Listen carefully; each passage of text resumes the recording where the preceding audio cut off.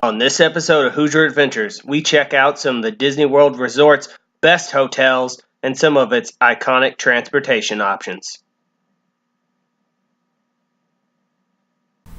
Welcome back to Hoosier Adventures. We're going to start out our adventure today by taking the Disney World water taxi. Now, there are a lot of different water taxi options that run to different hotels. This is me on my way to the old Key West Resort. The water taxi also goes to the Port Orleans Hotel, as well as some of the other hotels. I know Saratoga Springs is also an option as well. For a complete list, just check the website, folks. 2019, guys. And here's the inside of the Animal Kingdom Lodge. Now, this is one of my favorite hotels. I've never been able to stay here, but right behind this giant glass window here that's in the background, there is a miniature zoo, basically, and there's giraffes and zebras and a few other types of animals, and they're just right out there at the resort, and some of the rooms actually overlook them as well, so you can get a room that faces onto the giraffe paddock. The dining options in this hotel seem really nice. I mean, I've never eaten at them. I don't know how the food is, but there's a bar down here at this giant fountain called Victoria Falls. I enjoy that kind of name. I enjoy the Africa theming as well. And there's a lot of different people at the resort who are from a lot of sub-Saharan African countries who will tell you a little bit about where they live and what they do. Check out this awesome gas fireplace here, though. There's quite a few people napping there that day. The hotel pool is also really, really nice. It has a great vibe. It's really laid back. And now let's take a ride on the monorail. This is us leaving the Epcot station. As you're coming into Epcot from the transportation center, you actually get to do a loop around the inside of the park. It goes around Spaceship Earth and you get to see everything. But when you leave Epcot, this is the view you get, so it's a lot less impressive. Now, the Disney monorail system at Disney World has 3 different lines. It has a line that goes from the transportation center to Epcot, which is what we're on. It's just a loop. And it has 2 loops that run from the transportation center to the Magic Kingdom, one direct and one that stops at the 3 Disney World monorail hotels. Off in the far distance, you'll see this pyramidal shape, and it is actually Disney World's Swan and Dolphin Hotel. We won't be looking at that, but if you're interested, you can check it out online. It has a real interesting backstory that is described in the classic book Disney War, if you're interested. Now, you'll notice a lot of this footage on the monorail. You're going to see a lot of construction sites. I don't know what's being built at any of them, but there's a lot of construction just going on at the Disney World Resort in general right now. Of course, the monorail is an iconic symbol of not just Disney World, but all Disney parks. And at the time, I'm sure it made a lot of sense to transport people this way. It could move massive amounts of people, but now that the resort has become so decentralized, there's 4 different parks, there are a whole bunch of other entertainment options, as well as many, many hotels that are in far-flung corners of the property. The monorail doesn't make nearly as much sense as it used to. It's a lot easier and probably more efficient to move people with buses. And this is one-of-a-kind transportation infrastructure, so I'm sure that when something breaks on it, it must cost a fortune of specialized technicians to fix. So I bet this thing is a giant money suck, and I bet, I mean, I don't know this, I bet if we held a gun to some Disney executive's head, they would definitely try to tell us, yes, if we thought we could get away with scrapping the monorail system, we absolutely would. And here you're going to see the doors close. Wouldn't want to get caught in those.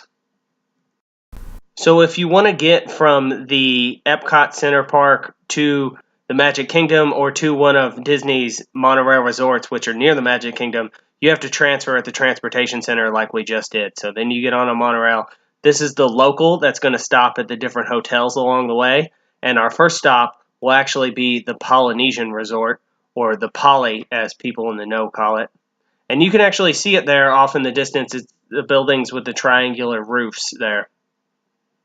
This is one of my favorite Disney resorts. I've never been able to stay here, but I would love to stay here. I love the atmosphere. Never been to the Hawaiian Islands, but it's got a laid-back, kind of breezy atmosphere. And the resort itself has a lot of history. It was one of the first resorts, along with a contemporary, to open when the Magic Kingdom opened. So it's quite old by Disney standards, as well as it's technically the place where the Beatles broke up. Now, it's not where the band decided to go separate ways and all that, but it's where John Lennon actually signed the paperwork that dissolved the Beatles, I guess maybe as a legal entity. I don't know. Now, the room where he stayed is kind of debated, but if you look online, you can see a lot of people, and they were able to pinpoint it down to a specific room that he probably stayed in when he signed the paperwork. So, real piece of music history there that's worth checking out. Also, the Polynesian is one of the few places, maybe the only place, I'm not sure, where you can get a Dole Whip outside of the Disney parks. Now, a Dole Whip is a special kind of ice cream that is sold near the Enchanted Tiki Room, but it's also sold at the Polynesian Resort. Now, anytime I'm doing some kind of filming for YouTube here at these Disney resorts, you're going to see me stop, and that woman is asking me where I'm going and what I'm doing. Now, she's being very polite about it, but Disney has a bad problem of YouTubers like myself who wander around into backstage areas and closed attractions. And I will admit I'm part of the problem. I don't do that, but I watch all those videos on YouTube, and I very much love them. But now Disney is kind of trying to be more proactive about it. So the second I whip out this camera and a cast member sees me, they usually ask, "Oh, what are you doing? Do you need help? Blah, blah, blah." Now, when you walk down this nondescript hallway here in the Polynesian, I'm actually going to stop at a place called Trader Sam's.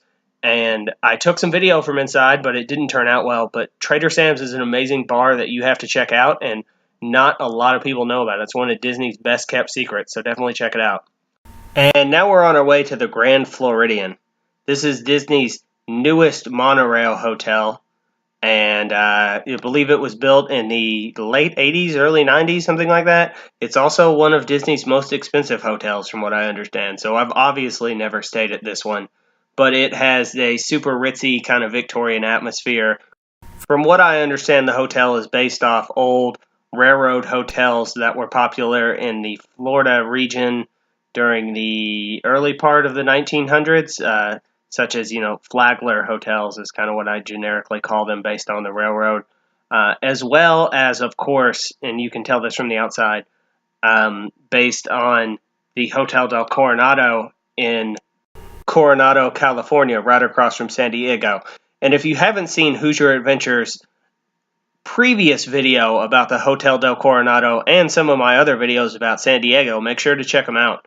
It will very much remind you of this hotel.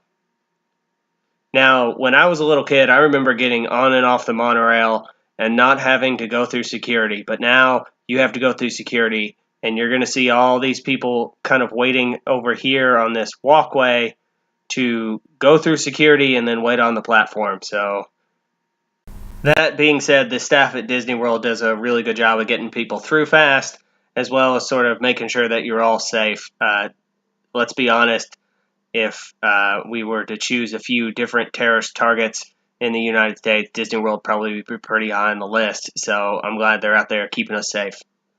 Now, as I go into this hotel, I want you to be on the lookout for my favorite thing, which is not the chandelier nor just the amazing decorations or whatever. It's actually the elevator. So when you look off to the right side, you're going to see this old-timey elevator that looks like it's from the 1920s or the early 1900s. And there's actually a real original one that's really cool in the Hotel del Coronado. And again, for another plug, if you haven't seen my previous video about the Hotel del Coronado in Coronado, California, make sure to check it out. Now we're back on the monorail, and this time we're going to actually finally get to the Magic Kingdom. Again, there is an express line that runs straight from the transportation center to the Magic Kingdom. We're on the local line, which stops at all the hotels. To get to the Magic Kingdom from the transportation center, you either have to take the monorail or you have to take one of the ferries. So it's kind of like a bottleneck to get into the park. While I very much enjoy the monorail, it is clear that these monorails that we were riding on that day were quite old and, may have been needed to be replaced or at least kind of had an overhaul. They kind of had we'll just say a little bit of grime to them on the inside, from the millions of people who cycle through them a year.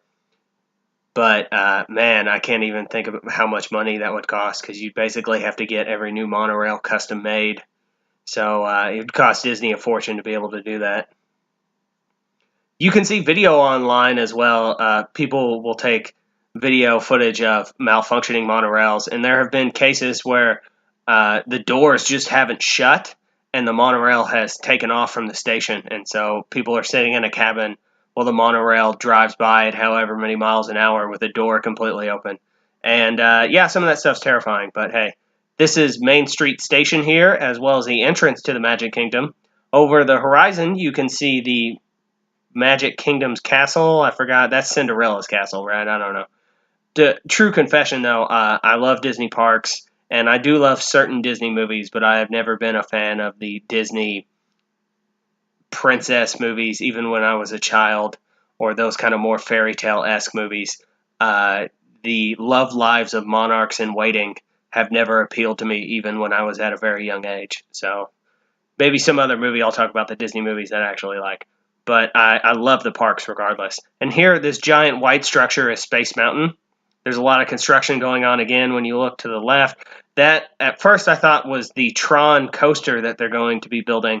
But that's actually on the other side of Space Mountain, and you can see the cranes for it. So as far as Disney movies I like go, I love Tron, and I love the sequel Tron Legacy as well. So I'm glad that they're bringing that ride to the park. It was originally just a Shanghai exclusive, but hey, now we'll be able to experience it in the United States as well. And now we're coming to the final stop on our tour of Disney's hotels, which is the Contemporary. As I mentioned earlier, it was one of the original Disney World resorts. It opened with the Polynesian when the Magic Kingdom opened, and it's probably most famous to me and you and most of the other people out there as the hotel that the monorail drives through.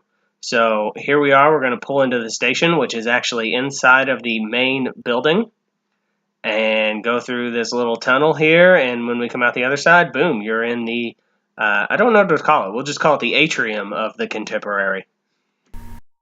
So yeah, that's very cool. And anyone who makes it to the Disney World Resort and has an extra day or maybe just some extra time should definitely take the monorail around and at least take one lap through the Contemporary because it's yeah, I mean, it was an engineering feat back then, and it's just super unique now. Like, comment, subscribe. I hope you enjoy these videos, and be on the lookout. I've got some videos about my recent trip to Europe coming up, and put in the comments what's your favorite Disney hotel. We probably didn't check it out, but there are some other ones I love, such as the Port Orleans Hotel and the Wilderness Lodge. So hopefully we'll get to those next time.